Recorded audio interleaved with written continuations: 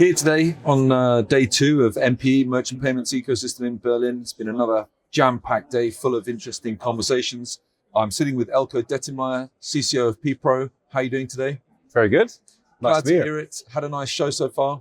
Yeah, really good. Wonderful. Really good. Got 4 brief questions for you, Eelco. We're going to run through those. The first one is very simply, what are you excited about this year? The thing that most excites me this year is the introduction of Wero to the European market. I think within the local payment method landscape, it's got one of the biggest shifts that we've seen over the last decade, with of course a massive sort of consolidation effort happening over the coming years. So that's very exciting to us. And what are you watching closely? Like, is there a particular trend that you see at PPRO that you're kind of really got your eyes on? Yeah, there's 2 that we're watching really closely. I think one is open banking. It's been around for a while now, but I think the real adoption and interesting use cases are picking up pace. So really interested in where that is going. And then the second one is the application of stablecoins. So usage of stablecoins for settlement purposes. Really interested to see where that is going. Following up on some of those themes that you just mentioned there, which area do you think is most misunderstood in that alternative payments method marketplace?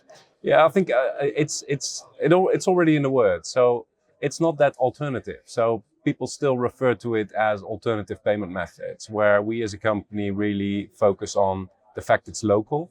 So we talk about local payment methods because in many markets it's not the alternative, it's the standard. If you look at markets like the Netherlands, Belgium, Germany, a lot of the European markets, the local payment methods are very dominant. So calling them alternative feels a bit off.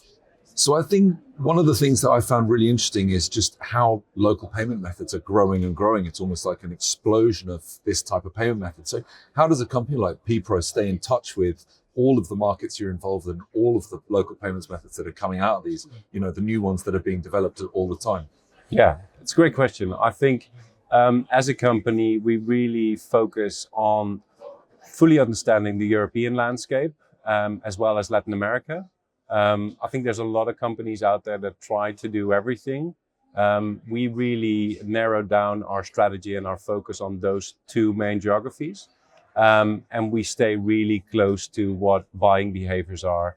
Of course, we follow through, whether it's through our customers or just through news articles or through our partners, like what is new, what is relevant, because there's a lot of payment methods out there, but it's our job to determine and make the right bets on what will be relevant. So that's very interesting, in fact. How do you view the actual marketplace, the payments industry? I think the word out there is frenemies, How do you view the kind of competitive market spirit that you see out there? Yeah, I think the payment industry is an interesting one where you see a customer can also be a competitor, they can also be a partner and a provider all at the same time. Where PPRO really focuses is on providing the local payment methods that are relevant to consumers. So the one that have big adoption, because we believe that is where most of the merchants have most gains. And we try to do that from a single platform with the ability to scale.